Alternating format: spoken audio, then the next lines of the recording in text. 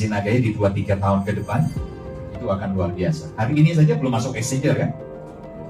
Belum masuk exchanger. Kita belum ada di CMC. Bukan karena Nagaya nggak mau cepet-cepet. Ya, tapi persoalannya, Bapak Ibu, kita bicara fundamental, kita bicara fondasi. Hari ini Nagaya itu belum terlalu kuat. Secara fundamental, secara fondasi belum terlalu kuat. Bapak Ibu coba bandingkan dengan token artis, ya, yang terburu-buru masuk exchanger, terburu-buru listing di CMC. Coba perhatikan, ya kan, itu kan bukan loversnya saja yang masuk sana lalu berkomentar, termasuk hatersnya, ya. Sadis nggak waktu itu? Sadis banget, ya kan? Kalau bahasa kekiniannya sadis bingit katanya. Ikut-ikutan.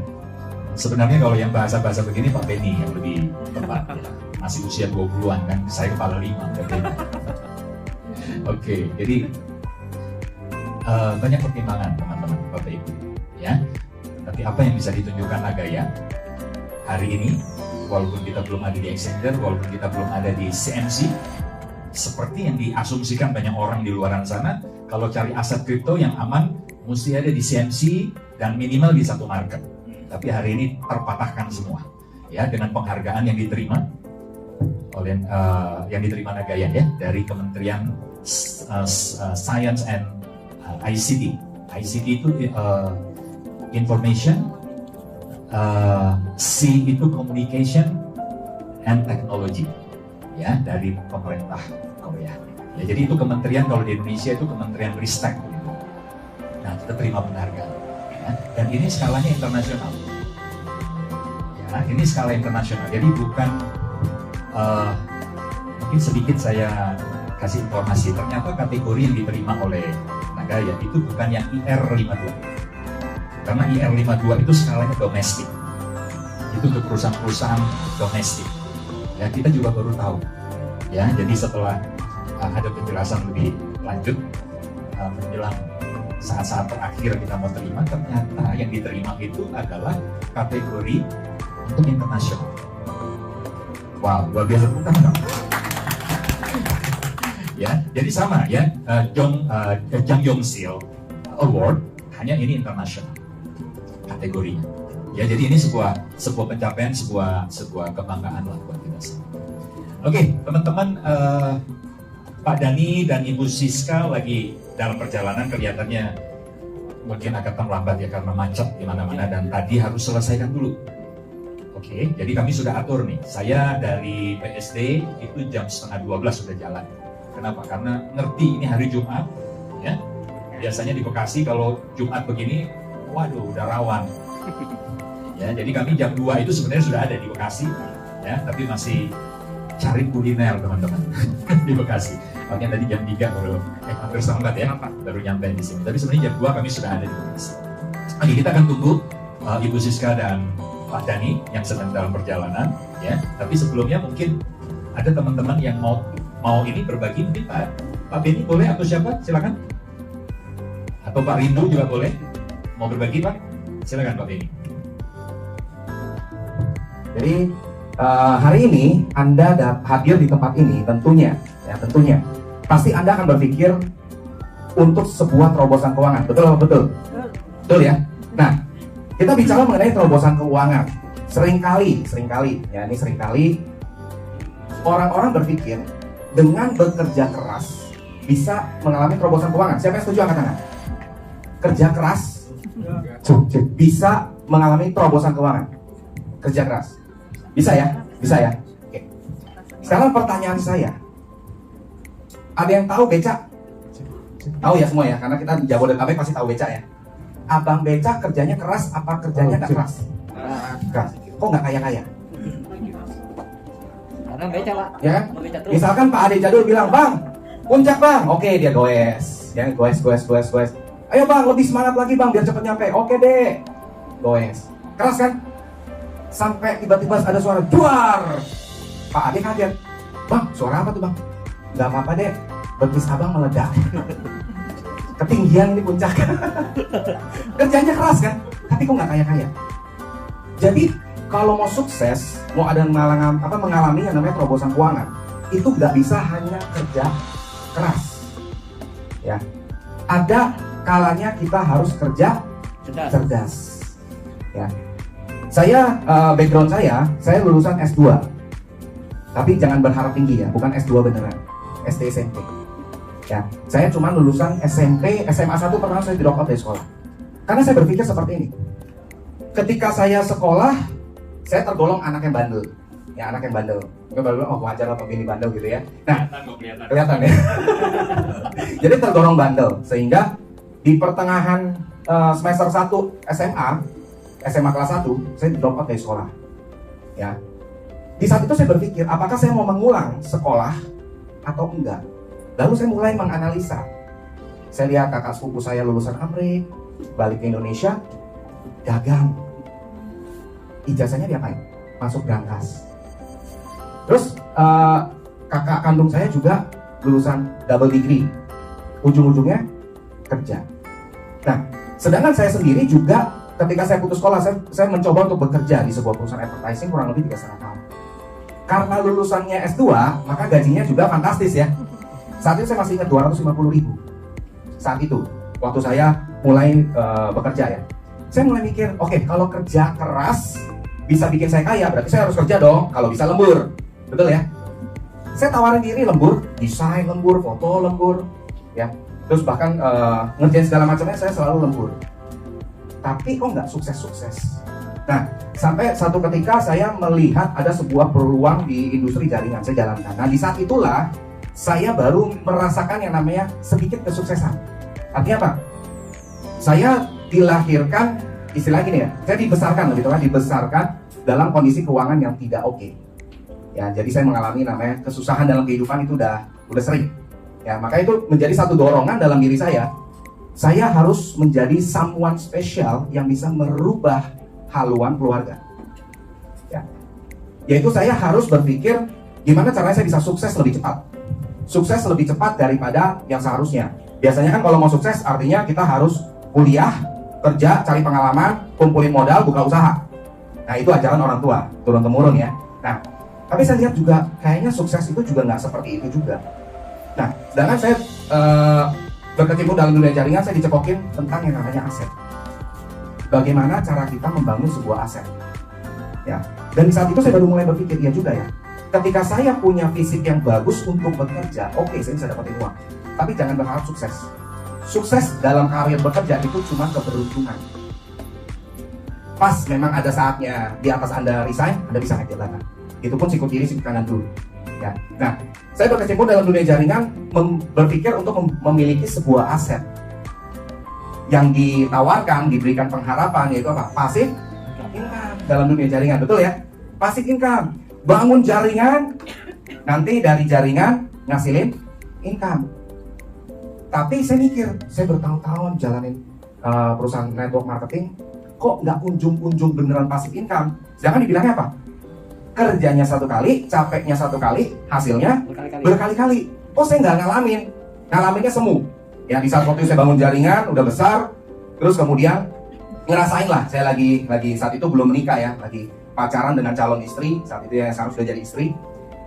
Lagi makan, tiba-tiba ada notification uang masuk. Nah, di satu saya cuma bercanda, wah ini nih passive income. Dikala lagi makan, uang masuk. Padahal kita lagi nggak kerja, hari itu kita lagi off, memang nggak bangun, maksudnya nggak motivasi tim, nggak isi acara juga. Ya, saya ngerasa, ini passive income. Di saat saya lagi mungkin jalan-jalan lagi ke KL atau kemana, uang tetap ngalir. Tapi saya bingung, pada saat produk tersebut discontinue, income saya turun drastis, turun 70%. Langsung saya mikir, wah bukan ini nih. Kalau ini nggak bisa, saya beralih ke perusahaan asuransi juga sama. Itu juga yang saya alami. Sampai akhirnya saya, karena sedikit putus asa ya, dalam dunia jaringan, saya pikir, wah ini kayaknya PHP doang ya. Akhirnya saya berkecimpung dalam dunia kripto saat itu. Dan di saat dunia kripto itu ya memang saya mendapatkan cukup lumayan.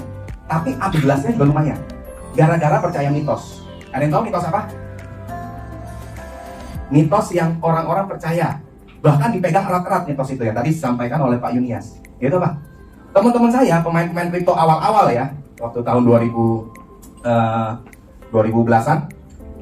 Mereka bilang gini, bro, kalau lu mau beli aset kripto, lu harus cari aset kripto yang ada di coinmarketcap.com. Lu buka dulu coinmarketcap.com. Ada gak? Ada gak koin itu? Saya lihat, ada bro. Nah, bagus. 1 poin lu udah oke. Langkah kedua, lu cari tuh marketnya. Ada gak di exchanger? Saya lihat, ada di beberapa exchanger. Nah, beli tuh bagus. Gara-gara percaya itu, saya amblas. Padahal koin yang saya beli itu koin yang cukup terkenal, ya. 5 besar di coinmarketcap.com, ada di belasan exchanger. Amblas sekian miliar. Cuma karena percaya mitos. Dulu buat saya itu fakta. Kenapa? Karena kan nggak ada tolak ukur saat itu. Ya, belum ada tuh yang namanya akses. Ya, regulasi pemerintah pun belum ada. Ya kan? Bahkan di Indonesia aja kita tahu sendiri, aturan 30% baru tahun berapa? Ya kan? Jadi hal itu yang akhirnya menjebak dan saya habis banyak. Saat itu saya juga akhirnya trauma juga ya dengan kripto. Saya menutup diri dengan kripto. Saya cuma mikir-mikir gimana ya cara saya bangun aset. Akhirnya saya mikir, kalau emang gak ada perusahaan MLM, asuransi atau apapun industri jaringan yang memang ideal menurut saya, lebih baik saya buat sendiri. Dan di saat itu saya lagi buat sendiri ceritanya sebelum saya ketemu Nagaya. Saya lagi buat sendiri karena itu kondisi juga habis kena pandemi ya. Dan saya juga kena BO. BO berkedok organisasi. Ya, ujung-ujungnya scam. Ya kan? Nah, dan ownernya pun nggak bisa diutak-atik, ya, jadi sudah permainan lah ya. Saat itu saya agak kesel karena kondisi terpuruk habis. Ada 2 teman saya, ya, satu orang yang pakar IT lah, programmer perusahaan jaringan di Indonesia cukup besar, dan satu lagi dia ahli di manajemen sama saya. Mereka bantu saya karena mereka tahu saya lagi terpuruk. Mereka bantu bikinin sistem, bikinin manajemennya segala macam. Dan saya mulai fight. Nah di saat itu saya udah mulai nih membangun sedikit jaringan. Gak lama orang yang lagi saya bangun nih jaringannya, dia ceritain, sistem lu ada yang mirip-mirip nih. Nah saat itu ada program yang waktu itu diluncurkan oleh Nagaya, tapi itu cuma program sementara di awal, itu mirip-mirip dengan apa yang saya rancang. Nah diketemukanlah saya dengan Mami Siska. Ya, diketemukan dengan Mami Siska, dan kebetulan saya mikir, ini Mami Siska yang Legend Network kan? Terus bilang, iya benar ini. Ya udah, akhirnya saya ketemu karena saya udah lama nggak ketemu Mami Siska. Udah 12 tahun saat itu saya udah nggak ketemu Mami Siska, udah lama ya. Nah, pas saya dijelasin oleh Mami Siska tentang konsep, masih belum terlalu nangkep. Sampai saya ketemu dengan Pak Dani dan Pak Yohanes Chandra. Saat itu saya baru melihat. Dengan kondisi saya tuh lagi berharap ingin punya aset yang sebenarnya. Gimana nggak berharap? Dari kecil, dari zaman sekolah udah dicekokin yang namanya membangun aset manusia, ya. Terus ada film dulu sebelum Pablo Bruno itu saya lupa namanya, Pipo and Bro, ya. Itu zaman Bahla punya video gitu ya. Nah, jadi saya berpikir gimana caranya saya punya aset yang benar-benar bisa berjalan. Saya capeknya 1 kali, kerjanya 1 kali, hasilnya berkali-kali. Akhirnya pada saat saya dijelaskan Nagaya ini, baru saya ngeliat, ngapain lagi saya capek-capek rancang, ngapain lagi saya capek-capek bangun. Toh semuanya udah tersedia di Nagaya. Apa yang membuat saya tertarik dengan Nagaya? Kalau kita pelaku jaringan, kita pasti tahu yang namanya Robert T. Kiyosaki ya, mengajarkan cash flow kuadran. Ada 4 cara mencari uang. Ada E, S, B, I, kuadran kiri, kuadran kanan. Kita dari kuadran kiri disuruh pindah ke kuadran kanan untuk kita membangun sebuah aset. Ya, yang pertama solusinya adalah menjadi business owner, di mana harus ada sistem dan orang yang bekerja untuk kita. Dan cara ini biasanya dipakai oleh industri network marketing. Ya, D itu ya. Jadi ada sistem dan orang yang bekerja. Nah, pada saat saya ngelihat Nagaya, saya ngelihatnya itu program community builder-nya itu adalah sebuah the real passive income. Nah, saya yakin masih belum banyak orang bisa melihat itu. Saya yakin masih belum banyak orang melihat. Kenapa? Karena mayoritas orang melihat apa yang di depan mata. Oke, gue kalau join sekian, gue dapat berapa? Gue ngajak orang ini taruh sekian, gue dapat berapa? Kan masih mikirnya di situ. Sedangkan kalau saya udah capek kalau ngeliat yang kayak gitu. Yang saya cari adalah long term. Bangunnya 1 kali, capeknya 1 kali, hasilnya berkali-kali, ya kan? Nah, ketika saya ngeliat Nagaya, saya nggak lihat tuh program referral, bonus referral, saya nggak ngeliat sama sekali. Kenapa? Buat saya kecil. Kecil apa besar teman-teman? Kecil. Jujur semua ya, kecil ya. Bonus referral kecil. Tapi teman-teman harus paham. Katakanlah ini barang bagus nih. Ya, ini barang bagus nih. Emas. Ya. Logam mulia, barang bagus. Anda pernah lihat gak agen atau marketing logam mulia? Kenapa nggak ada? Anda pernah lihat iPhone pasang iklan di TV? Kenapa? Kalau barang bagus, nggak perlu biaya promosi yang tinggi, karena orang butuh, orang cari. Di saat itu saya ngeliat Nagaya, wah ini berkelas, ini nggak murahan. Kenapa? Yang murahan itu Anda beli barang ini yang harganya 1 juta, payout untuk biaya marketing bisa 80%.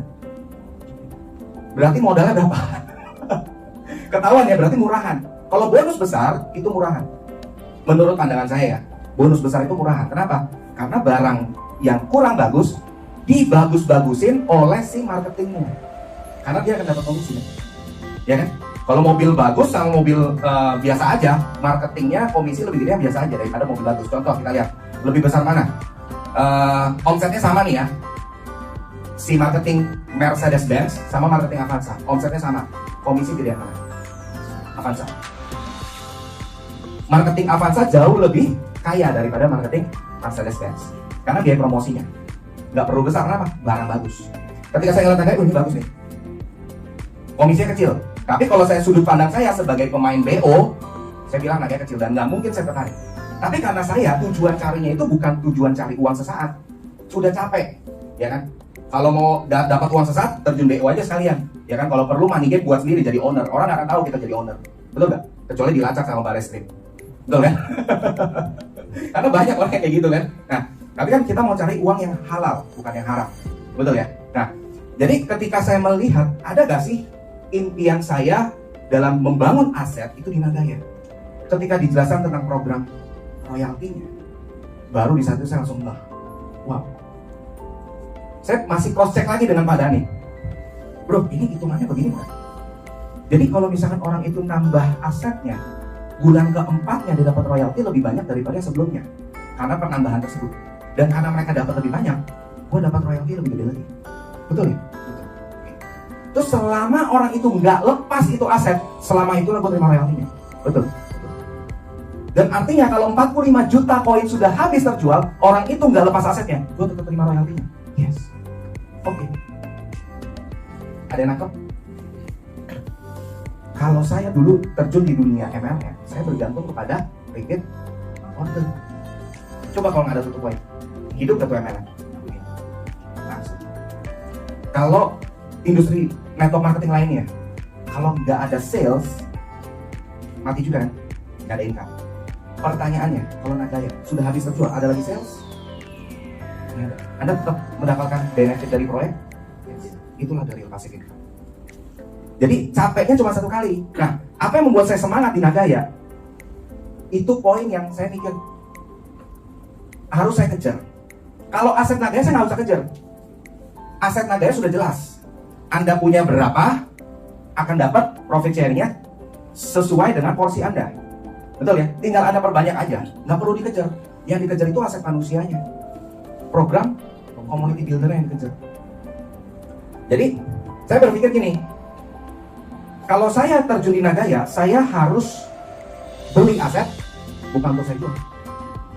Apa bedanya saya dengan pengalaman saya sebelumnya sebagai trader crypto, beli aset untuk saya jual. Harga naik dikit saya jual, turun lagi saya beli, naik lagi saya jual, turun lagi saya beli, naik lagi saya jual. Apa bedanya?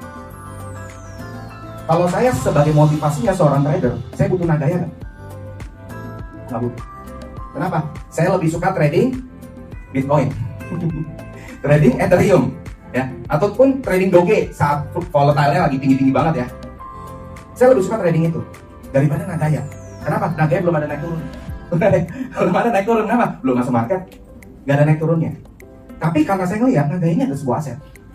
Robert T. Kiyosaki bukan hanya menyarankan di B, tapi dari B hasilnya dialokasikan ke yang bawah nih, investor. Siapa yang sekarang menjadi investor angkat tangan?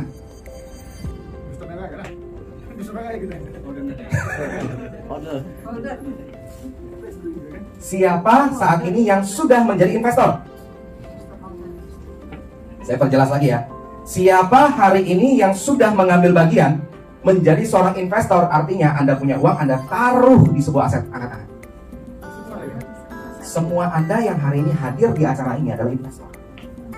Investor apa? Holders Nagaya. Perlu Anda kejar nggak? Yang perlu cuma tambah, bukan dikejar. Betul ya? Ditambah. Nah, saya berpikir gini, ketika saya melihat Nagaya, saya melihat dari sisi program community builder, saya lihat lagi dari sisi aset. Asetnya apa? Menjalankan proyek.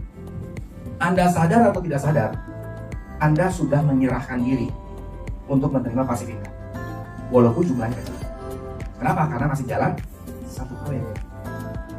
Sekarang kalau kita lihat, apakah Pak Bambang Hartono itu kayaknya dari Jarum? Kayaknya dari BCA? Ayo, dia menjadi orang terkaya di Indonesia karena apa? Karena dia perusahaan Jarum? Karena dia akuisisi BCA? Karena apa? Sebagai investor.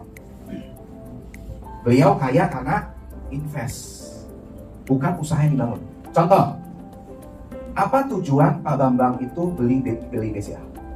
Ada yang tahu nggak? Tujuannya benefit berupa dividen. Tahun lalu berapa dia terima? 1,6 triliun. Ya, 1,68 angkanya cantik. Ya, triliun Pak. Ya, 1,68 triliun. Dia tertarik gak untuk jual aset sahamnya? Nggak tertarik kan? 1,68 triliun tiap tahun dibagi aja 12. Berapa ratus juta setiap bulan? Hitungannya bener ya? Anda sekarang sebagai holders Nagaya, Anda mau lepas aset Anda. Kalau suatu hari total aset Anda bisa menghasilkan 1 miliar aja dalam setahun, Anda masih mau lepas asetnya? Atau Anda sama seperti saya, beli untuk simpen, bukan untuk dijual. Beli untuk diwariskan, bukan untuk dijual. Pertanyaannya, harga market 1 juta per koin, harga market 1 miliar per koin, Anda nikmatin nggak? Ayo, Anda nikmatin nggak? Enggak, kalau Anda nggak jual. Angka itu Anda akan nikmati kalau Anda jual. Kalau Anda nggak jual, angka itu hanya sebatas angka. Pertanyaannya lagi, Pak Bambang Hartono pusingin nggak sih nilai market sahamnya? Kalau tiap tahun dia dapat 1,68 triliun, dia pusingin nggak nilai market? Enggak. Kenapa? Karena tujuannya bukan untuk dijual. Anda lihat hari ini, kalau kita hitung-hitung aja berdasarkan histori kemarin, berapa sih rata-rata per bulan yang Anda terima profit sharing dari satu koin? Sekian puluh perak, betul ya? BCA membagikan benefit saham per lembarnya berapa tahun lalu? Rp25.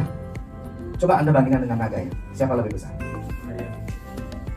Jadi Anda mau sebagai investor saham atau investor Nagaya? Kalau saham dividen 1 tahun 1 kali. Kalau Nagaya sekarang 1 bulan 1 kali. Terjual 6 juta 1 bulan 2 kali. Terjual 11 juta 250 1 tahun sudah 3 kali. 1 tahun 1 bulan sudah 3 kali. Kalau sudah jalankan 10 proyek 10 hari sekali bukan? Kalau sudah 15 proyek 15 kali. Kalau 30 proyek bisa-bisa pas Anda bangun tidur, bukan pasangan Anda yang Anda lihat, handphone mana, mau lihat profit sharingnya berapa. Bener gak? Ya kan? Kenapa? Karena udah 30 proyek. Dan senengnya saya punya CEO yang amanah, dan beliau punya target memiliki 30 proyek di Nagaya ini. Anda bayangkan hari ini nih, ya, hari ini 1 proyek, kita udah seneng ya nerimanya ya. Gimana kalau udah 2 proyek?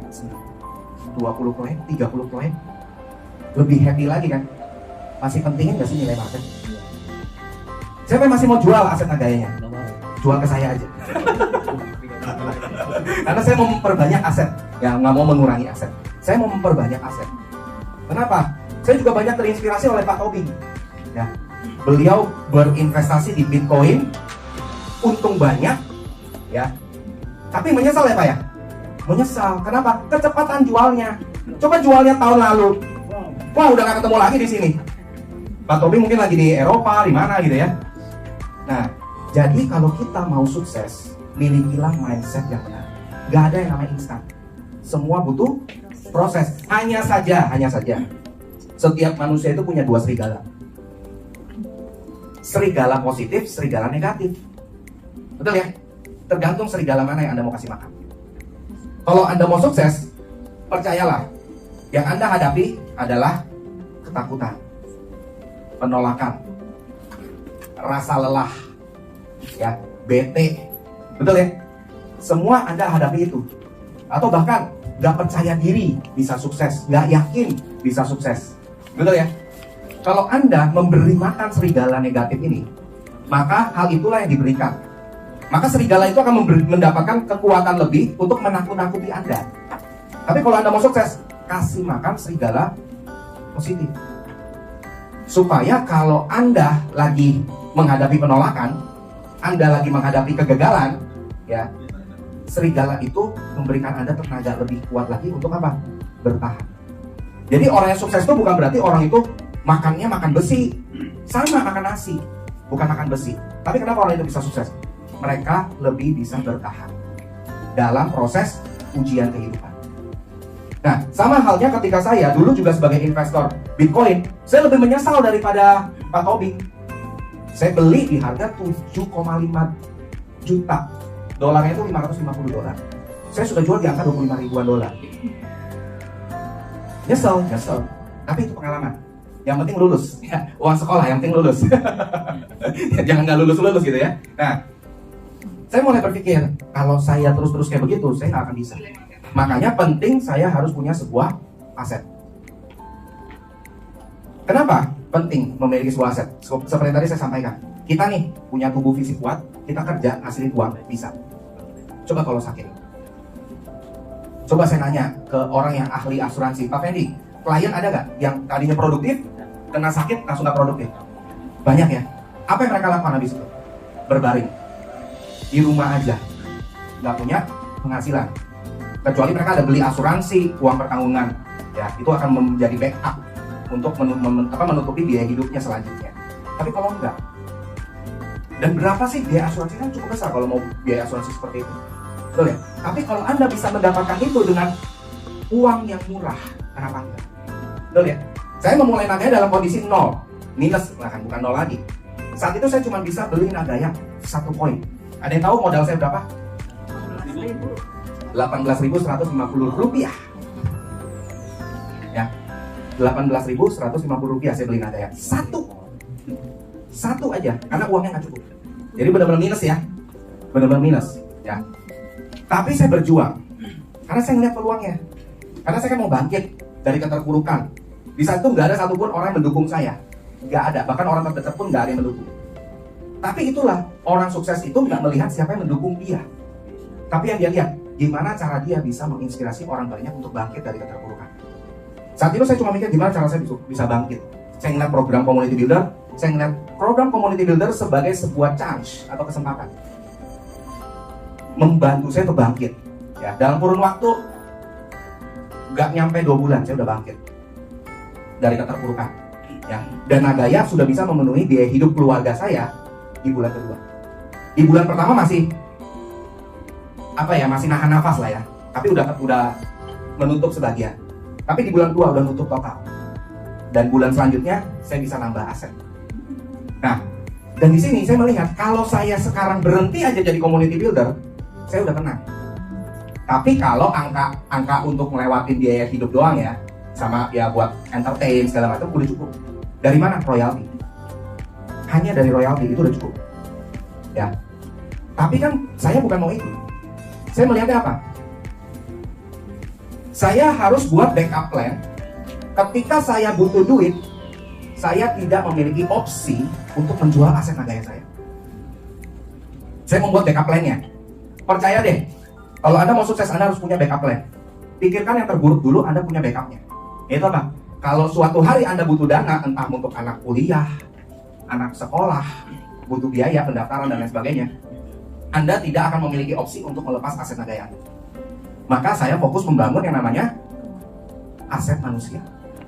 Kenapa saya jor-joran? Banyak bilang, Pak, kenapa sih Bapak semangat banget? Setiap hari obrolan mulu, pagi, siang, sore, malam, buka obrolan terus. Ya, training, motivasi terus. Kenapa? Karena saya mau memiliki sebuah aset manusia, bukan hanya aset produktif dari proyek, tapi aset manusia. Dari aset manusia ini yang memberikan aset income buat saya, menutupi kebutuhan, keinginan. Sedangkan kalau aset Nagaya buat apa? Anak cucu. Buat anak cucu. Kenapa? Jaminan. Kita nih produktif, belum tentu keturunan kita produktif. Betul ya? Belum tentu mereka bisa meneruskan apa yang kita bangun. Kalau saya bikin sebuah usaha atau toko, belum tentu bisa diteruskan oleh anak. Tapi kalau aset, entah itu saham, ya, entah itu aset apapun, ya, atau katakan aset Nagaya, bisa diwariskan? Bisa. Mereka bisa mendapatkan benefitnya? Bisa. Berarti perlu capek-capek lagi ya? Hal terbodoh yang mereka lakukan adalah mereka jual. Tapi ingat, saat itu kan kita udah nggak ada. Mereka bisa memilikinya kembali.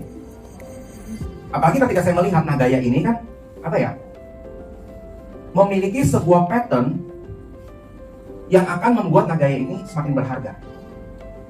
Ada yang tahu pattern apa? Faktor kelangkaan. Karena jumlahnya cuma 50 juta, 5 juta udah dipegang sama developer. 45 juta yang dipasarkan ke publik. Ada gold withdraw atau burning coin. Targetnya berapa? Dalam 20 tahun ke depan tinggal 10 juta yang beredar. Ingat, kembali lagi 5 juta di developer. Berarti di market nanti kira-kira berapa? 5 juta ya. Jadi total 10 ya.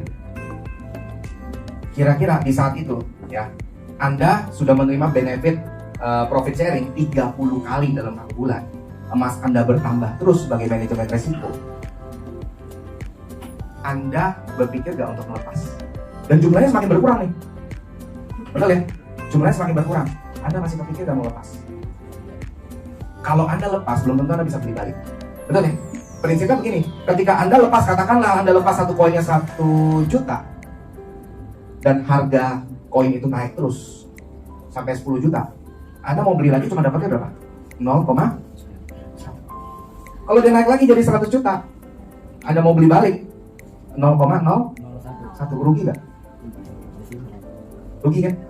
Nah, secara angka jumlah koin Anda rugi. Secara uangnya mungkin ya so-so lah ya, tapi angka koinnya Anda rugi. Dan kalau jumlahnya semakin berkurang, prinsip nilai pasar apa? Harganya makin naik. Nah, pertanyaannya, kalau harga udah makin naik, makin banyak gak orang yang mau berebutan?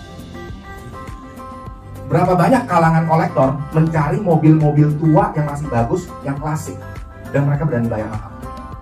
Kenapa? Limited edition. Padahal udah jadul kan? Coba sekarang Anda cari motor Vespa. Coba Anda cari motor Vespa. Dapat gak tuh harga murah? Dapat gak tuh harga murah? Motor Vespa ya, yang tahun 70-an kalau bisa ya. Nah, tahun 59 lebih mahal lagi. Nah, ada gak yang bisa dapetin di bawah 10 juta? 100 juta? Tergantung barangnya. Tapi kalau yang terawat, mulus, mereknya aja nggak pernah luntur gitu ya, orang berani bayarin nggak 200 juta? Berani. Karena apa? Terbatas. Nah, sama dengan Nagaya. Kalau orang-orang di luar sana ngelihat tiap bulan dapat benefit, emasnya nambah, mereka pengen nggak punya Nagaya? Kalau pengen, ada negosiasi nggak? Ada kan? Nah, inilah yang membuat harga Nagaya akan terus meningkat. Nah, jadi kalau kita benar-benar mau memikirkan masa depan kita, terutama kita membangun sebuah aset, maka penting kita harus memiliki mindset yang benar. Buang jauh-jauh yang namanya instan. Gak ada yang namanya instan. Kalau instan nanti ujung-ujungnya uang jin dimakan. Anda dapat nih, katakan, wah untung dari sebuah BO. Ya BO, bohongin orang, bisnis BO ya. Tapi emang benar. Jadi kalau dulu sejarah BO, kalau Anda benar-benar pemain ya, pasti Anda tahu sejarahnya. Pertama dibilang bisnis tuyul, ganti nama jadi bisnis hantu, lebih modern. Betul nggak? Siapa yang masih ingat zaman dulu bilangnya bisnis hantu? Ya, dari bisnis hantu ganti jadi bisnis MG, money game. Ya, money game dikemas lagi, ya, jadi bisnis persen-persen. Akhirnya dikemas lagi, bisnis bohongin orang. Bisnis bohongin orang kan gimana gitu kita namanya? Lu mau gak ikut bisnis bohongin orang? Kan gak ada yang mau ikut, bener gak? Diselipin, diplesetin, BO. Jadi kalau orang nanya, bilang aja bisnis online bro, BO online. Tapi kan kalau orang yang benar-benar bisa menilai, mereka akan mikir bisnis online itu kan kayak Tokopedia, Shopee, online shop, betul ya? Nggak ada tuh bisnis online persen-persen kan, ya kan? Nah, di situ orang harusnya udah mulai ngeh. Ya, namanya BO itu sebenarnya bohongin orang. Ya, ada nggak bisnis BO yang sukses, yang long term? Nggak ada. Ya, nah itu faktanya. Jadi buang jauh-jauh yang namanya instan-instan seperti bisnis BO segala macam. Anda punya uang, Anda taruh, berharap uang itu beranak uang. Percayalah, Anda akan kehilangan lebih banyak. Anda masukkan 10 juta, dapatnya 10 juta, berarti 20 yang balik ke Anda untung dong. Pasti Anda tergiur lagi gak untuk ikut selanjutnya. Pas Anda ikut ke selanjutnya, Anda mikir gak untuk naruhnya cuma 5 juta? 10 juta? 20 juta? Percayalah Anda masukin 50 juta. Betul gak? Dengan mana uang itu? Sertifikat tanah lah digade, betul gak? Handphone lah dijual, betul gak? Sapi lah dijual, bener gak? Sawah dijual, untuk apa? Masukin. Karena pengalaman Anda sebelumnya, wih, untung 100% tergiur, betul gak? Pas Anda masukin 50 juta, minggu depannya, goodbye my love, kalau kata Pak Yosua ya, gimana? Happy? Nangis. Miris ya? Itulah yang terjadi di kehidupan kita. Betul apa betul? Itu yang saya alami juga. Untung berapa? Awal-awal ikut ya, wih semangat. Ya sama lah, kalau Anda ke Genting, Anda ke Macau, Anda ke Las Vegas, ya, Anda ke MBS, sama. Anda dikasih menang dulu kan? Judi menang dulu. Panas, taruh lebih banyak, taruh lebih besar. Akhirnya amblas. Betul ya? Apa bedanya? Sama. Jadi kalau Anda mau sukses, nggak ada yang kayak gitu. Ada nggak Anda lihat konglomerat lagi ikut bisnis persen-persen? Konglomerat? Nggak ada kan? Yang mereka kerjanya ngapain? Golf, traveling, family time. Habis apa? Sesekali doang mereka ngelihat laporan perkembangan sahamnya. Oh ini progresnya bagus nih. Wah kayaknya bagus nih buat nambah slot sahamnya. Dia taruh lagi, tambah. Karena apa? Mereka melihat fundamental, bukan dengar apa kata orang. Ya kan? Kalau orang-orang konglomerat dunia ataupun Indonesia, mereka nggak pernah mendengar apa kata orang. Tapi kalau kata Pak Yunias, do your own research. Research sendiri. Cari tahu sendiri. Fundamentalnya apa? Layak gak sih untuk diperjuangkan, untuk dimiliki? Kalau nggak layak buat apa? Ya kan? Kalau perusahaan, katakanlah, Anda ngeliat satu perusahaan TBK, perkembangannya barusan mengalami kerugian beruntun 6 bulan. Anda berani beli sahamnya? Nggak berani kan? Karena Anda sudah membaca, mengalami laporan kerugian selama 6 bulan berturut-turut. Betul kan? Pasti Anda nggak berani dong. Tapi kalau Anda nggak ngeliat itu, Anda cuma dengar kata orang. Kata Pak Denny suruh beli, lagi bagus tuh saham yang itu, padahal laporan keuangannya lagi minus. Kalau Anda nggak punya fundamental, nggak do your own research, jadi korban nggak? Jadi korban. Makanya penting untuk kita lakukan riset sendiri. Ya nggak bisa tuh kita hanya mendengar apa kata orang. Oh ini bagus nih, ini lagi hype nih. Nggak bisa. Kita harus benar-benar melihat segala sesuatu itu berdasarkan fundamentalnya. Nah, ada yang tahu nadanya fundamentalnya apa? Siapa yang tahu? Yang tahu dapat ini loh. Ada yang tahu? Nadanya fundamentalnya apa? Kalau emas itu underlying, bukan fundamental. Fundamentalnya apa?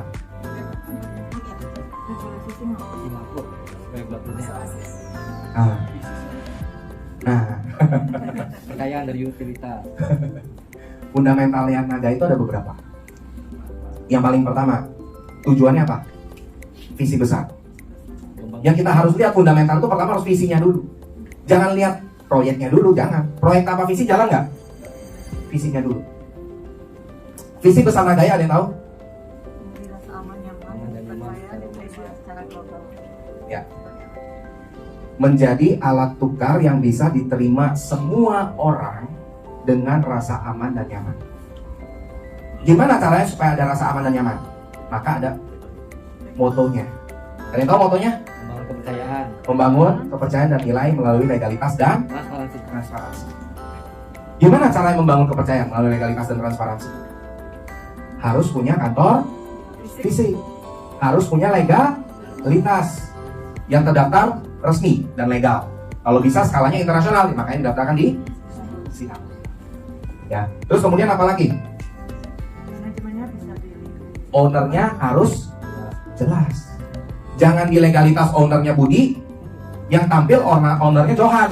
Nah lo, yang mana ownernya? Nah jelas kan? Tapi kan kita ngeliat sendiri, legalitas Nagaya yang di akra.gov.sd, nah siapa namanya? Sandra. Pak Yones Sandra ya. Yang tampil, Payung juga. yang tadi Anda nonton live, Sama. yang ada di Zoom, sama, nggak beda orangnya? Nggak beda ya? Bukan. Nah, berarti lolos ya? Lolos. Terus apa lagi yang Anda harus cari tahu? Manajemennya. Di sini ada manajemennya? Di mana orangnya? Lagi duduk. Oh, di sini. Ya, jadi hari ini pun Anda bisa langsung ketemu dengan manajemennya.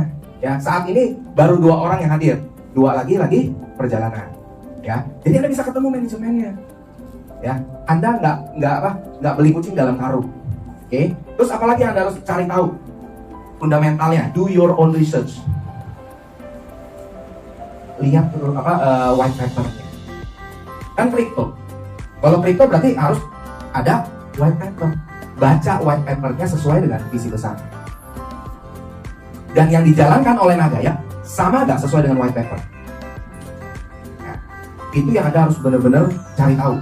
Ya, jangan sampai miss di situ. Ya. Terus apa lagi?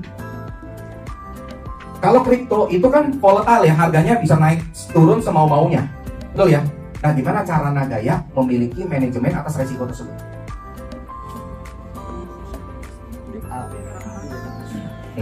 Tujuannya apa?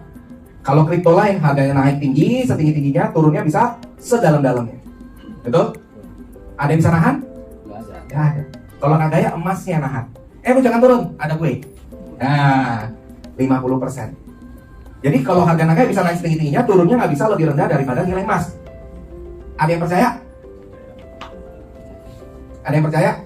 Nah, kita kupas nih. Ini seru nih. Pasti orang percaya. Kalau saya nggak percaya. Nilai market bisa di bawah nilai emas.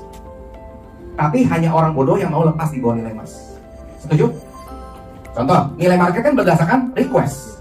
Siapa yang berani beli aja kan? Siapa yang berani jual aja, terjadilah nilai market tersebut. Candle itu terbentuk. Betul ya? Chart itu kebentuk. Artinya apa? Nagaya itu punya 2 nilai. Satu, nilai intrinsik yang sekarang ini sudah ada. Nanti ketika masuk market ada nilai market. Berarti sekarang belum ada ya nilai market ya?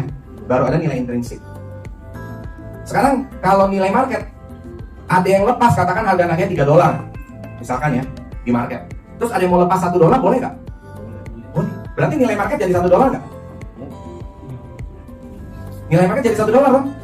Berarti bisa nggak nilai market Nagaya bisa lebih rendah daripada nilai emas? Bisa. Tapi hanya orang bodoh yang mau melakukan itu. Betul nggak? Kita bicara psikologis market. Ketika Anda melihat harga Nagaya naik, terus dia turun.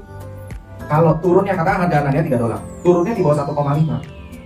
Anda mau lepas atau Anda mau balikin aja ke perusahaan ambil emasnya? Kalau nilai market tuh jadi $1, Anda pilih mana? Jual di market dikali $1 atau Anda withdraw emasnya, Anda jual emasnya, masih dapat senilai $1,5 per koin. Pilih mana? Bukan mas. Balikin emas kan? Balikin koin untuk ambil emas. Betul ya? Itu yang Anda lakukan. Artinya bisa nggak terjadi yang namanya nilai market membalnya di nilai intrinsik? Masuk logika ya? Jadi kalau nilai marketnya itu udah nyentuh nilai intrinsik, pasti membal balik. Kenapa? Karena hanya orang bodoh yang mau lepas di bawah nilai market. Jadi ini yang disebut sebagai underlying. Supaya nilai Anda itu tidak akan turun di bawah 50%. Anda pilih mana? Beli aset yang faktor resiko 100% atau faktor resiko 50%? Kenapa? Angkanya kan bagus 100. Kalau 100% artinya apa? Kalau Anda beli, katakanlah beli poin X misalkan, nilainya jadi 0, resiko Anda kan 100%. 100% uang Anda hilang. Betul ya? 100% uang Anda hilang. Tapi kalau Nagaya 50% udah aman di emas. Anda pilih mana? Hilang 100%, uang Anda hilang semua, atau masih ada 50% kalau terjadi hal terburuk. Nah, itu sebagian manajemen risiko yang Anda harus cari tahu. Baru benefitnya. Kenapa saya nggak pernah jelasin benefit itu di awal? Proyek itu di awal. Karena itu cuma benefit. Benefit kan berarti tambahan keuntungan ya buat kita. Ya, tapi yang kita harus cari tahu itu yang awal tadi. Baru terakhir proyeknya. Menunjang nggak untuk bisa memberikan benefit? Dan masuk akal nggak angkanya? Nah, jadi do your own research itu Anda harus lakukan seperti itu. Supaya Anda bisa tahu Nagaya itu apa. Nah, mungkin itu aja Pak Yunes yang saya bagikan. Oke, kasih tepuk tangan dong. Oke, terima kasih Pak Beni. Belajar sesuatu dari Pak Beni? Banyak ya. Ini edukator sejati. Ya, jadi selamat datang sekali lagi ya buat Bapak Ibu, teman-teman semua. Ini Pak Dani dan Ibu Siska sebenarnya sudah keluar tol. Ya, kurang lebih sekitar 10 menit yang lalu. Tapi sampai sekarang masih belum nyampe. Ya, saya baru dapat info katanya sekitar 10-15 menit lagi mungkin baru bisa nyampe. Luar biasa kemacetannya, ya. Oke, jadi Bapak Ibu, tadi Pak Beni sudah menyampaikan banyak hal dan apa yang disampaikan itu fundamental semua, ya, fundamental semua. Nah, saya cuma mau sedikit sharing ya buat teman-teman semua tentang bagaimana awalnya saya bisa berkenalan dengan Nagaya.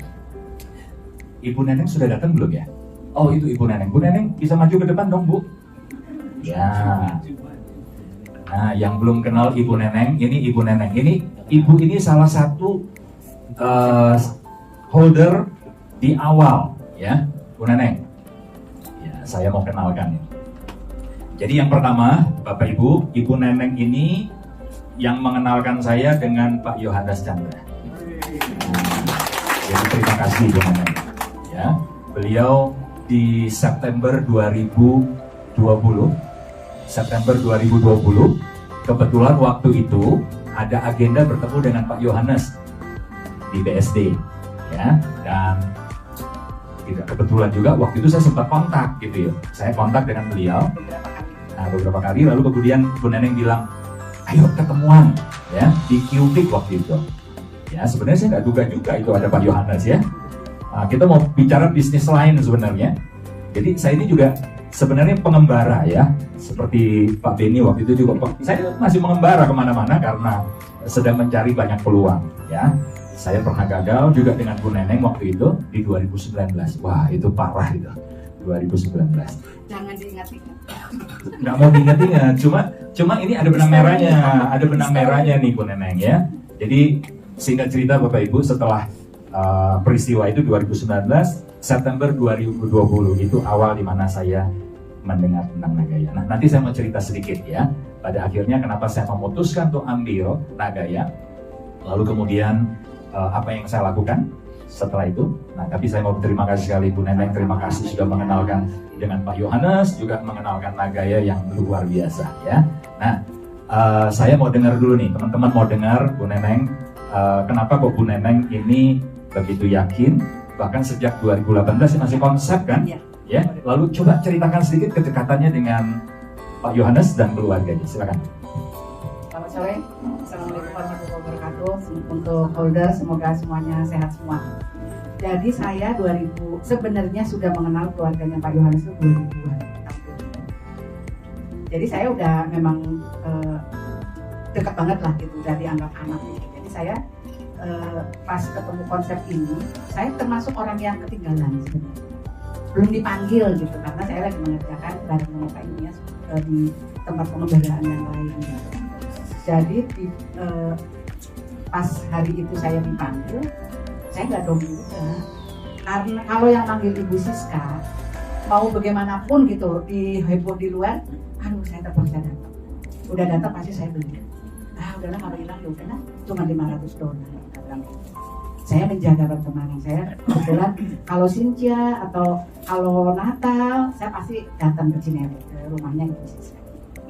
Karena saya udah menganggap betul ini lah ya, open banget lah ya, udah merasa saya diundang, lu datang ya udahlah, saya kan nanya lagi, lu datang ya udah saya datang. Oh, saya nggak ngerti. Saya ngomong sama anak saya bilang, si mami bikin ini, tapi saya mami nggak tahu sih, nggak ngerti koin gitu. Udahlah, kalau enak-enak nggak usah. Jadi saya, tapi kan saya nggak enak ya, saya bilang udah, nggak ketemu lagi dari 2018. Anggap aja ya udah uang pertemuan. 2019 saya ketemu di Bali sama dia. Lu balik? Iya. Ketemu gua di sini. Duduk dengerin katanya gitu. Saya kebetulan masih ada repot di tempat lain, tapi saya datang karena itu Siska yang ini ya, enggak terpaksa. Saya datang nunggu, habis nunggu terus pulang ya udah bye-bye aja gitu sama anaknya. Jangan pulang dulu. Lu nginepnya di mana? Di sini. Jangan, lu pindah hotel tempat gue katanya. Ya udah saya pindah. Waduh, kayak si pucung aja saya. Terus udah lama nggak ketemu. Ini kayaknya cakep nih gitu. Saya ngomong lagi sama anak saya. Mau dengerin nggak sih itu? Saya kebetulan kalau panggil Pak Yohanes itu John, lu mau dong ketemu nih si Evan lagi di Bandung. Lu di mana? Katanya. Gua di Tasik. Buruan cepetan datang. Kalau nggak, lu nggak bakalan bisa ketemu Evan. Karena saya mau pulang besoknya mau ke Jakarta. Akhirnya dia mau ketemu dari Tasik turun di Bandung ketemuan. Evan ini, anak saya ini agak strict juga, dia pasti pilih-pilih bener gitu. Karena saya kebetulan diajarin poin sama anak saya ini waktu dia sekolah di Jerman 2009. Dia bilang, ini bakalan bagus nih, nanti kalau mami trading, weddingnya pakai Bitcoin aja. Jangan dijual semua.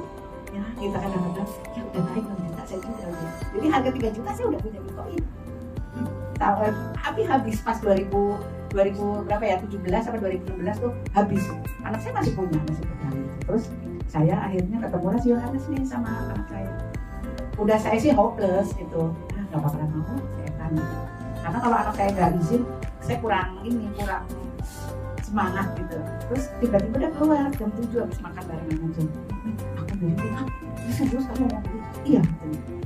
Ya udah terserah lu ya, dia pokoknya udah aku begini karena gini yang kita tunggu adalah pertama masukin emas ke the safe house pertama, kedua audit, ketiga proyek maksudnya yang akan mengeluarkan ini profit proyek. Udah berarti kalau bagaimanapun kita rugi cuma 50% karena uang yang waktu itu masih $1 ya, 10.000 artinya akan loss 5.000 kembali emas. Tapi zaman itu emas masih kurang lebih 550 sampai 600. Jadi kalau terjadinya loss gitu $5.000, sebenarnya saya udah untung BEP karena sekarang emasnya 900. Anak saya ngomong begitu, udah nggak usah pikirin kalau dia bilang gitu. Enggak beli. Pas udah mulai nih ada saya lah kebetulan juga grup pertama dan kedua yang memang menyaksikan masukin emas ke safe house. Saya dan 10 orang, yang kedua 10 orang. Nah, habis itu ya udah, karena itu waktu itu masih bentuknya konsep, dia juga belum ngadain apa-apa, ya saya nggak mikirin juga kebetulan gitu. Sampailah ketemu Pak Yunias, September 2020, ini sebenarnya agak lama. Pak Yunias mau ketemu Pak Yunias nggak jadi dulu. Jadi saya juga proudnya lagi referensi ke orang gara-gara Pak Yunias ini malah duluan loh yang ngecek di mana sih ini proyeknya, JT-nya di mana, Google-nya ini apa-apa, saya malah kurang tahu tuh. Nanti boleh Pak Yunias tambahin cerita soal kenapa sih akhirnya Pak Yunias mengambil gitu loh, mau gitu. Saya juga sebenarnya nggak mikirin itu, saya sih mikirnya pertama, aduh gue nggak enak nih dipanggil Ibu Siska, kalau hilang ya karena cuma $500. Yang kedua karena anak saya bilang aku beli. Aduh, kalau aku beli berarti dia support saya gitu kan, biasanya nanti mau ini lagi ya, udah dia nggak bakalan beli gitu. Ya udah berarti saya kalau bilang nggak bakalan ngomong juga sama anak saya. Kalau ini karena dia beli. Siapa ini? Akhirnya artis Surabaya. Ini saya orang pertama ya yang tahu ke dalam gitu. Jadi ke dalam juga ini agak ini juga nih, agak susah karena matanya mesti di screen dulu. Terus siapa aja yang mau masuk tuh sebelumnya udah diinfo dulu. Jadi saya yang penting pokoknya gini deh. Di Nagaya ini saya awalnya ya udahlah cuma $500, kalau hilang udah gitu aja. Ketemu Pak Yunias tambah semakin proud karena apa? Kali ini bilang, itu teman ada cek semua. Akhirnya dia beli juga dan rombongannya dia beli semua. Nggak kecil-kecil ya, 10.000 semuanya. Ada 6 orang aku pagi-pagi, aduh, saya bilang, laki tadi saya bilang begitu. Tapi saya alhamdulillah jadi tahu bahwa oh ini gatingnya di sini, apa sih nama tempat tongkangnya gitu.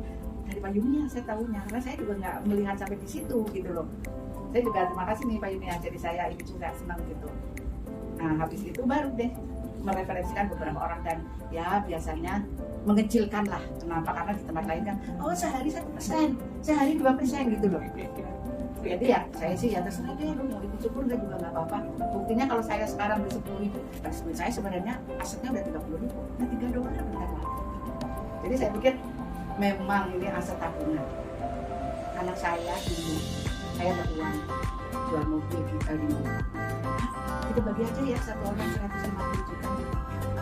Kata anak saya dulu jangan beliin aja anak saya. Kalau dulu kan habis depresiasinya juga tinggi, beli mobil nanti tiba-tiba tahun depannya kan mesti bayar STNK ulang tahun terus segala macam gitu. Jadi akhirnya dibeliin. Jadi orang anak saya udah janji saya kalau mau 2021 udah lah biar saya mau utang sama anak. Dan saya pergi ajankan dia udah punya duit.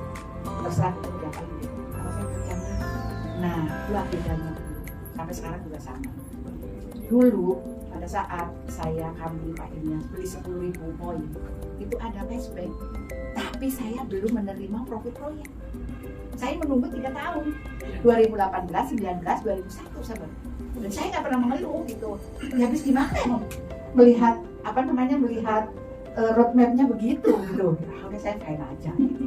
Kalau anak saya udah masuk ini mas udah audit yang dari The Safe House-nya ya kan karena masih kecil belum gitu. Tunggu itu sama akhirnya yang kedua adalah proyeknya udah jalan. Jadi saya bedanya adalah seperti itu. Kalau sekarang mah harganya udah ibaratnya udah terkenal gitu. Nggak pusing deh gitu. Saya dulu kan gila loh, bayar loh 150 juta. Pak Yunias bayar teman-teman. Nggak ada loh apa-apanya. Thank you doang, oke, selamat ya jadi join member. Beneran, sekarang ini saya sampai bilang tadi juga di mobil, kami proyek ini yang kedua, habis itu pensiun. Serius loh, saya nggak bohong loh. Saya bilang nggak mau main apa lagi, gue pengen balik lagi yang ngomong lagi. Karena yang lain-lain kan udah ini ya, udah tahu lah di luar banyak cerita yang saya sama anak saya, karena anak saya support. Kebetulan si Pak Yunias sudah melihat juga melihat bahwa oh ini lokasinya di sini, ininya di sini, mas saya semakin berani. Pak Yunias boleh lanjutkan berita yang ketemu dengan Pak Harun. Kenapa sih Bapak juga? Oh tiba-tiba kan kemarin saya ketemu Bapak 3 kali itu Bapak nggak mau loh, maksudnya masih gitu. Ini luar biasa nih ya. Saya yang nodong jadi saya ditodong nih sekarang. Terima kasih Bu Neneng ya. Ya, jadi Bapak Ibu mungkin selama ini nggak sadar ya, waktu presentasi kan sering nih lihat foto ini kan, nah itu beliau. Ya, jadi Ibu Neneng salah satu yang sudah pernah melihat emas yang disimpan di The Safe House. Ya, ini peristiwanya bulan November 2019, 1 bulan sebelum pandemi ya, COVID di Wuhan. Jadi masih sempat ya. Lalu kemarin yang beberapa hari kemarin, hari Senin kemarin, itu yang kedua, batch kedua. Oke, 6 kilo.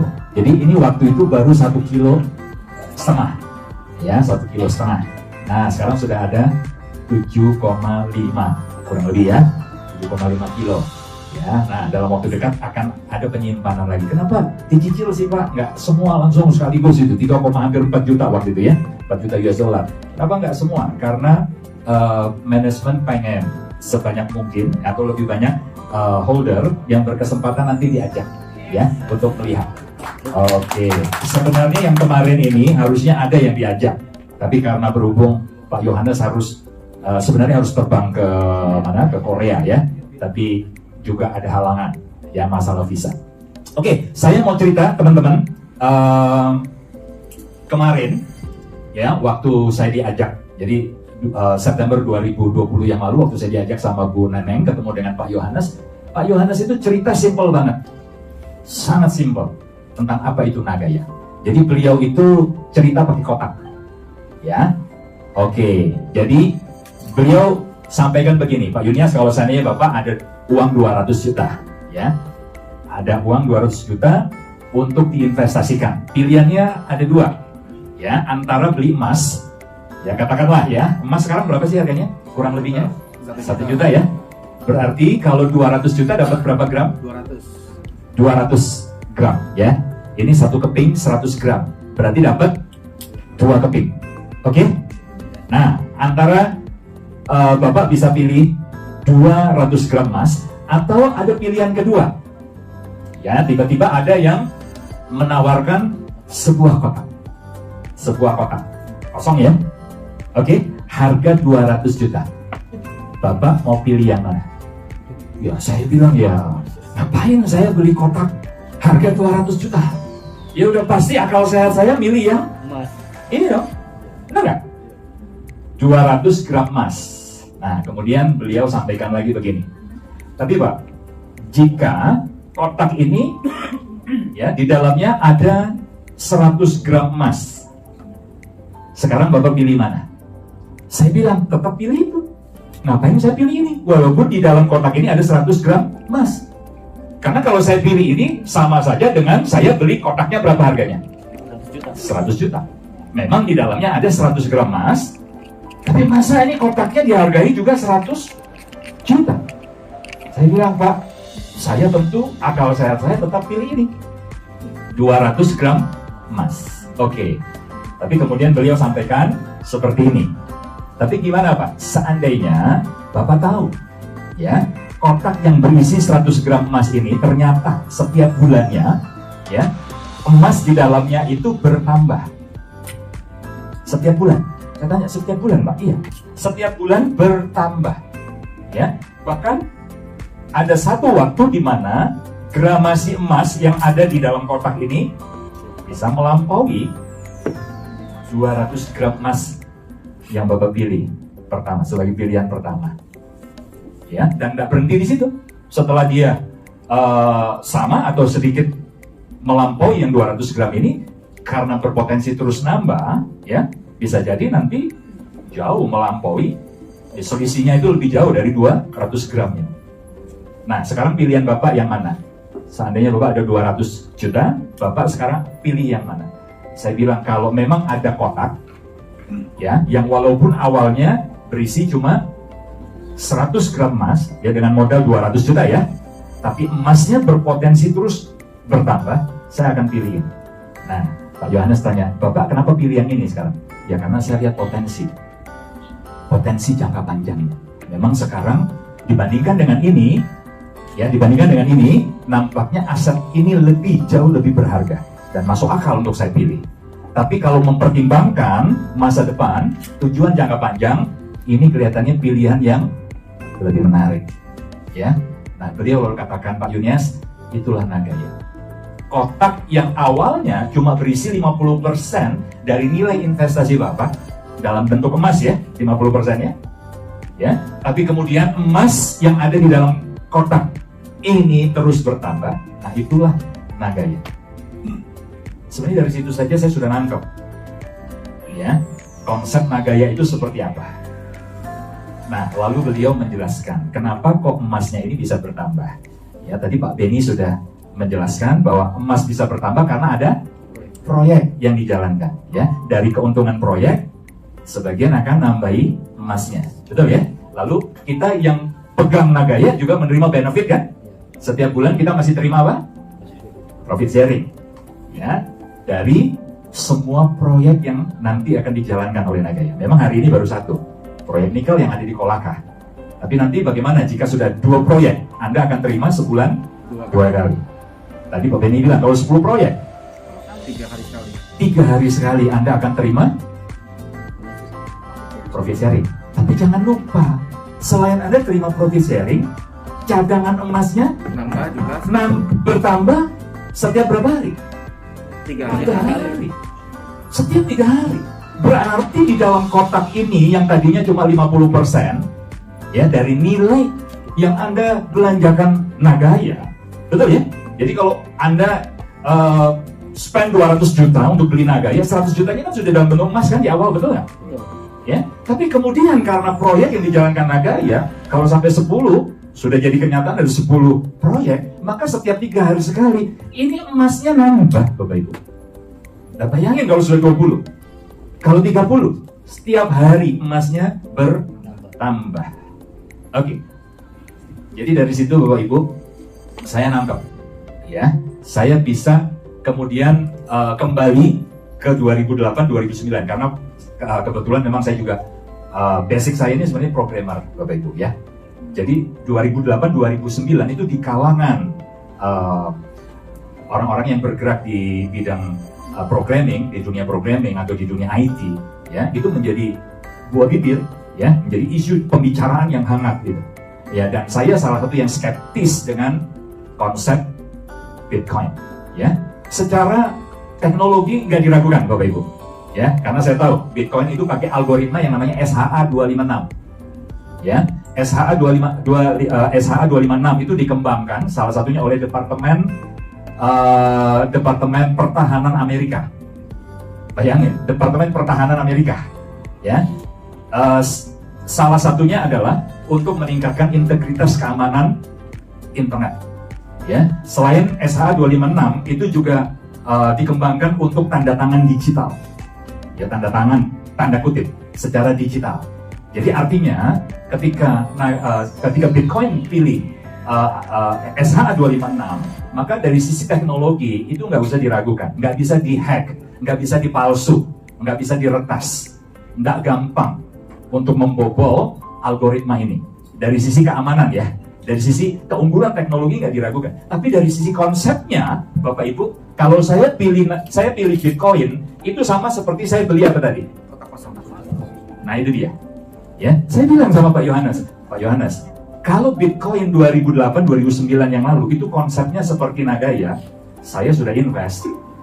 Karena waktu itu masih harga 1 sen, dan saya sudah dengar. Itu sudah jadi pembicaraan di kalangan programmer, Bapak Ibu, ya, pegiat di dunia software, ya, dan hardware juga. Saya juga sempat di kota Surabaya saya punya perusahaan hardware juga, jual komputer, ya. Kalau Bapak Ibu dulu masih ingat ada istilah komputer jangkrik, ya, itu komputer rakitan gitu kan. Nah, saya jual yang jangkrikan karena cuannya lumayan waktu itu, Bapak Ibu, ya. Oke, jadi saya bilang sama Pak Yohanes, Pak, konsep saya tidak ada masalah, ini keren, ya.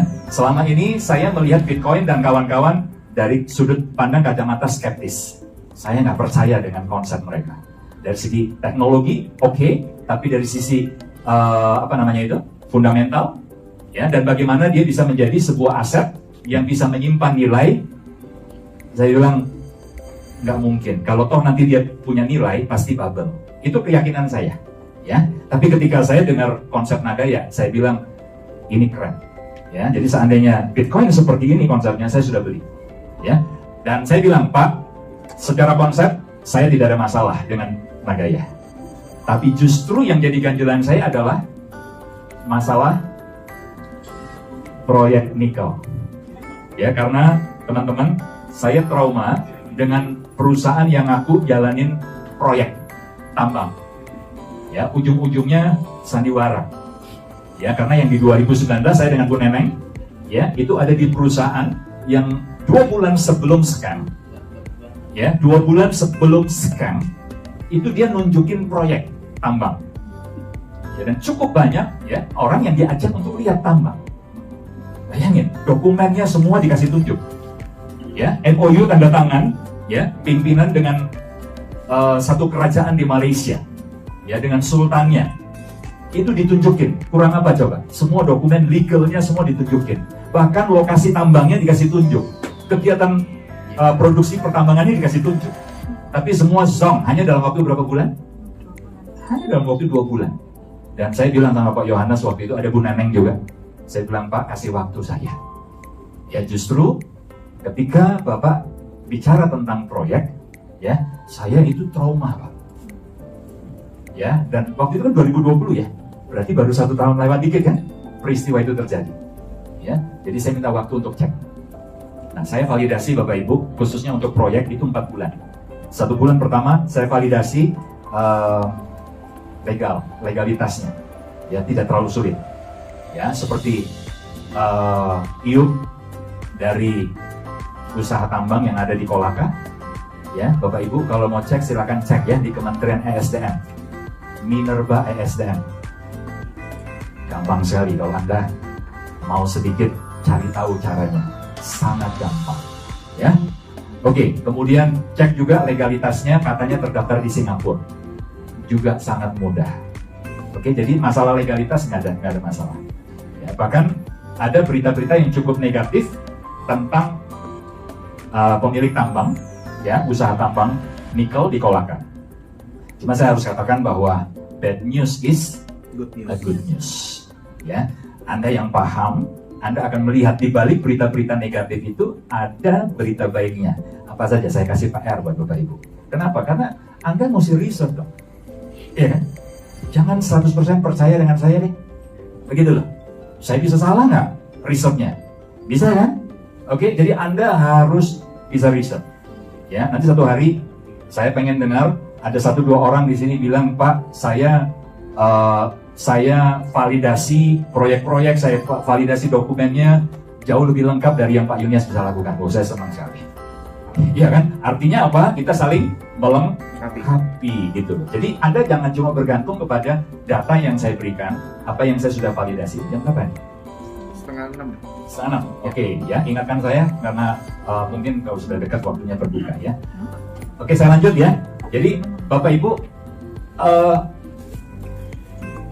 secara konsep saya bilang saya tidak ada masalah, tapi justru ganjalan saya adalah proyeknya, dan itu saya validasi 4 bulan, ya, dan saya validasinya kepada pihak ketiga, sampai saya cari orang-orang yang tidak berhubungan dengan Nagaya dan tidak berhubungan juga dengan pemilik proyek, ya, dan itu saya tunjukkan kepada Bu Neneng. Bu Neneng, saya ketemu dengan orang yang benar-benar pihak ketiga, yang netral, dan dari orang ini saya dapat data bahwa semua produksi dari PT Akarmas Internasional itu dijual kemana, hasil produksinya, dia bisa cerita semua. Ya, nah dari situ saya semakin yakin, dan akhirnya di Januari 2021 kemarin, kalau Pak Beni di Desember ya? Oktober, ya. Kemudian di Januari 2020 pembagian profit sharing pertama kan? Ya. Betul ya? Itu bertepatan juga di Januari awal, saya diyakinkan dengan kawan saya, ya, yang sebelumnya tidak mendengar tentang Nagaya, dan dia menyatakan bahwa Akarmas itu memang benar ada produksi dan jual kemana dia tahu, ya, dan saya dapat datanya, ya. Jadi Januari 2021 saya mantap Bapak Ibu, ya. Kemudian di Februari 2021 keluar program Go Exchange Reward waktu itu ya. Nah, saya langsung buat tuh simulasinya, perhitungan dan sebagainya. Nah, dari situ saya tahu, wah, ini ternyata bukan uang receh. Ya, kalau kita kerjakan dengan benar, aset manusianya seperti yang tadi Pak Beni sampaikan, Anda juga bisa menikmati hasilnya. Ya, dan dari situ juga teman-teman, ada sebagian yang saya kenal, Bapak Ibu, ya, nggak main-main loh. Ada yang bisa beli ribuan Nagaya itu hanya dari program Community Builder. Sebagai seorang community builder, hanya berbagi informasi tentang Nagaya, dan teman-temannya, sahabatnya, keluarganya beli, ya. Pada akhirnya dalam waktu 1 tahun, dari cuma puluhan di awal, kalau Pak Beni 1 ya, kalau teman 1 ini 35 kalau nggak salah, dia mulai di Januari 2021 hanya dengan 35 Nagaya. Hari ini sudah berapa Pak Rindu? 6 ribuan ya? 6 ribuan. Ya, dan itu 100% teman-teman. Penambahan 6 ribunya itu dari referral bonus. Anda nggak kasih tepuk tangan buat Nagaya? Ya, jadi sebenarnya Bapak Ibu, tinggal bagaimana Anda melihat peluang. Dan terus terang tidak semua orang bisa melihat peluang ini. Tidak bisa melihat peluang di Nagaya. Ya, tapi Anda yang bisa melihat peluang dan Anda kerjakan ini dengan totalitas, ya, yakinlah Anda juga akan bisa menikmati hasil. Kalau Pak Beni dalam waktu 2 bulan saja sudah mulai berasa, 3 bulan sudah ketutup semua ya. Bayangin, hanya 3 bulan kerja, ya. Tapi kalau saya lihat, ya, Pak Beni kerjanya memang kerja gila. Ya, terus terang saya juga nggak bisa kerja seperti yang dilakukan oleh Pak Beni. Ya, itu kerja gila gitu. Tapi hasilnya sepadan. ya kan? Dan Anda yang tidak mau berkorban seperti Pak Beni, ya, tidak mau mengupayakan yang lebih dari yang sudah dilakukan atau minimal sama, ya, Anda nggak berhak untuk komplain. Anda berhak untuk komplain untuk hasil, ya. Kalau seandainya kita nggak bisa mencapai hasil yang setara, nggak bisa. Karena kerja keras itu nggak mengkhianati hasil. Betul, teman-teman? Ya, jadi seperti itu. Nah, oke, saya mau tampilkan yang ini ya. Oke, Anda melihat Nagaya itu seperti apa, Bapak Ibu, hari ini? Jangan-jangan Anda melihat Nagaya masih seperti ini, ya, masih berantakan. Oke, Nagaya udah berapa tahun sih? 2018 sampai hari ini sudah mau 4 tahun, betul ya? Sudah mau masuk tahun keempat, sudah mau 4 tahun, ya. Tapi mungkin sebagian masih melihat Nagaya masih berantakan seperti ini. Jujur, siapa di sini sebagian yang masih ragu nih, khawatir jangan-jangan Nagaya nggak beda seperti yang lain-lain, ya? Banyak ya. Kenapa? Hanya karena Nagaya belum bisa nunjukin model bisnis seperti ini. Seperti kebanyakan yang perusahaan-perusahaan yang sebenarnya too good to be true. Betul ya? Wajah Nagaya belum seperti ini, masih berantakan. Nah, kita pengennya sih kalau dapat informasi tentang Nagaya itu ya kalau bisa sudah masuk di market, udah liquid gitu kan. Karena selalu kita mengasumsikan liquid itu kalau sudah di market. Ya. Dan kita pengen model Nagaya seperti ini. Tapi kenyataannya yang kita lihat masih rupanya seperti ini ya. Betul ya? Bapak Ibu, selama 4 tahun emangnya Nagaya ngerjain apa aja sih? Kok masih seperti tadi, nggak seperti ini? Gitu loh.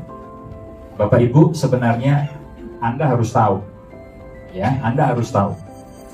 Nagaya selama 4 tahun itu fokus bangun fondasi. Ya, kalau fokus bangun fondasi, yang di atas memang tidak terlihat. Yang jadi problem adalah yang di bagian bawah ini memang sepertinya belum nampak. Betul nggak Bapak Ibu? Betul ya? Tapi menurut Anda sebuah bangunan semakin tinggi dia dibangun, ya, faktor utama yang harus disiapkan lebih dulu apa sih? Fondasi kan? Betul nggak Bapak Ibu? Apa jadinya kalau Nagaya itu seperti koin-koin yang Anda dengar di luar sana? Pak Dani, selamat sore Pak Dani. Oke, terpaksa saya selesaikan ya Pak Dani ya. Bapak Ibu, kalau seandainya Nagaya itu seperti yang lain-lain, katakan ya, mohon maaf ya, saya sebutkan nih, token artis, belum apa-apa, udah listing di market Indonesia, ya, demi supaya hype. Itu Bapak Ibu dengar waktu diumumkan si artis mau bikin token sampai akhirnya dia listing di market, salah satu market di Indonesia, itu berapa lama? Hitungan bulan. Kalau nggak salah cuma 2 bulan ya? Iya. Sekitar 2 bulan sudah listing. Dan apa yang terjadi hari ini dengan harga dari token tersebut? Rame. Rame. Apa yang terjadi? Ya, Anda mau Nagaya seperti itu? Loh, segala sesuatu yang tidak dibangun dengan fondasi yang kuat, jangan kita bermimpi bahwa nanti bangunan dari sesuatu itu akan kokoh. Ya kan? Jadi 4 tahun terakhir Bapak Ibu, sebenarnya yang dijadikan fokus oleh Nagaya itu adalah bangunin fondasi. Nah, sekarang masalahnya Anda mau beli di tahap atau Anda mau percaya di tahap mana? Ya, bahwa nanti satu hari bangunan Nagaya itu akan menjulang ke atas. Ini cuma masalah waktu Bapak Ibu. Percaya nggak? Ini cuma masalah waktu saja. Ada yang nanya begini, Pak, bisa nggak harga Nagaya itu menyamai potensi harganya Bitcoin? Sangat. Tapi tolong kasih waktu ya. Bitcoin untuk mencapai all time high tertingginya berapa tahun? 13 tahun. Supaya fair, kasih dong waktu 13 tahun buat Nagaya untuk ke 68.000 US dollar. Iya dong. Iya kan? Apalagi Nagaya itu 4 tahun pertama itu sibuk hanya untuk mempersiapkan ini fondasi, memperhatikan kekuatan fondasi, kedalaman fondasi, ya. Nah, bagi Anda yang mau percaya di tahap ini, di tahap groundbreaking, ya, ini kan tahap presale ya, betul ya? Konsekuensinya Anda diganjar dengan harga yang murah. Oke, harganya murah. Nah, tapi kalau Anda mau percaya di tahap ini, setelah rooftopnya jadi, ya jangan minta dong harganya masih di 2,99 US dollar. Oke?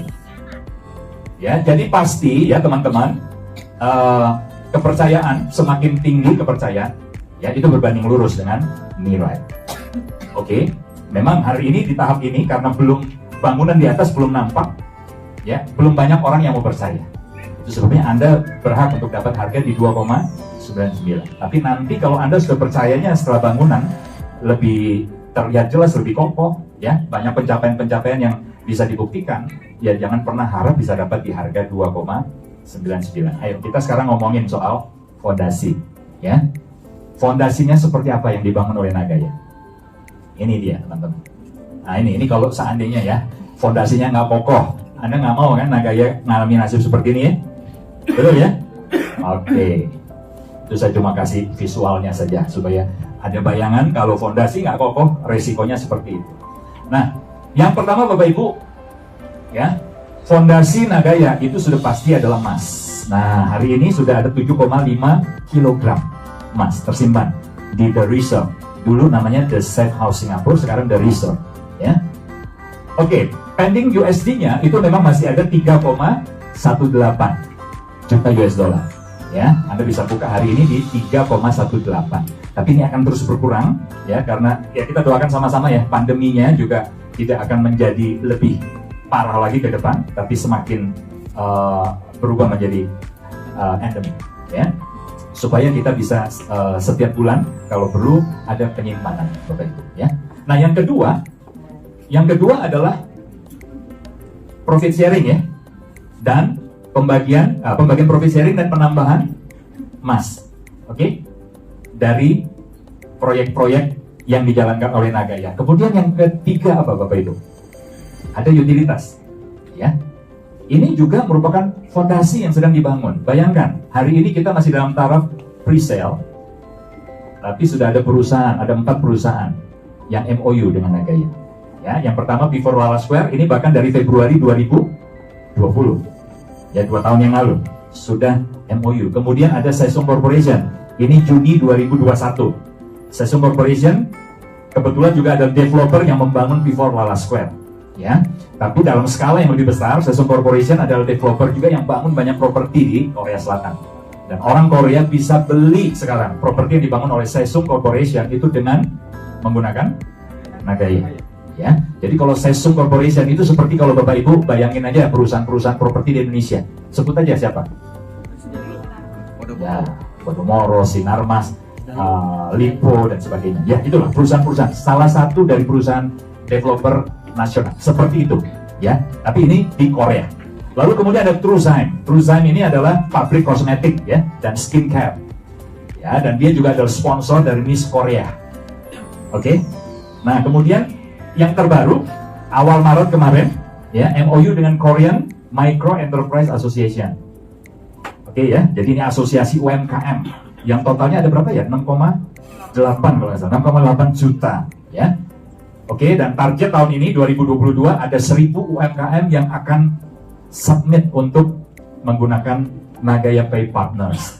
Oke, luar biasa ya. Itu target dari si asosiasi ini teman-teman ya.